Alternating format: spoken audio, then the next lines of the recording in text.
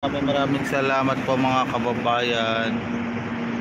So thank you very much po. So siguro umpisa natin dun sa may sa may Baclaran or dito sa SM Sukat. So papunta ng Baclaran, tapos Baclaran bababa tayo at sasakay ulit tayo ng panibagong train. So na papuntang south, papuntang Dr. Santos. So bawat stasyon bababaan natin mga kababayan, no? So Redemptorist, Mia Station, Asian World, Santo Niño, Ninoy Aquino Station at Dr. Santos Station mga kababayan, no? So ayan yung isa pang so ayan yung isang train. So pero may ginagawa pa sila dito, baka konting retouch lang yan. So ayan, no. So panay-panay na pa yan, no, mga kababayan, no. So panay-panay test run. So malapit-lapit na talaga to mga kababayan, no. So November 16. So titingnan natin to mga kababayan, no, at masusubukan natin sumakay dito sa train. So abangan yung aking mga vlog mga kababayan. Siguro magla-live tayo. Magla-live tayo mga kababayan, no? So ayan, no, papunta ng Ninoy Aquino Station. So galing ng galing dito sa Asian World tsaka sa Mia Station. So ayan, papunta ng Ninoy Aquino Station mga kababayan, no? So dito lang tayo. So like and share lang tayo mga kababayan. So maraming salamat po sa pagpasok sa aking live mga kababayan. Time check tayo mga kababayan, 8:16 na po ng umaga.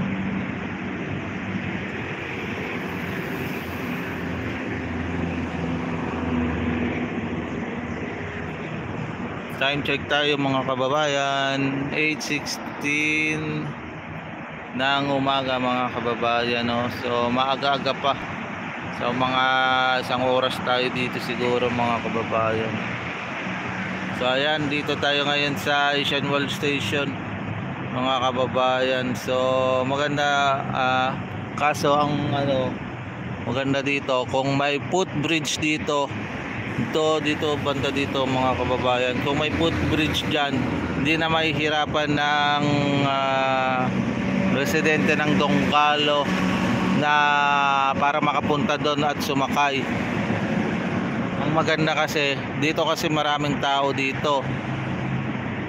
Ang sana ay magkaroon ng footbridge dito. So papunta ng PITX tsaka sa Asian World Station sa LRT, para hindi na sila iikot, kasi pag iikot pa sila malayo-layo to.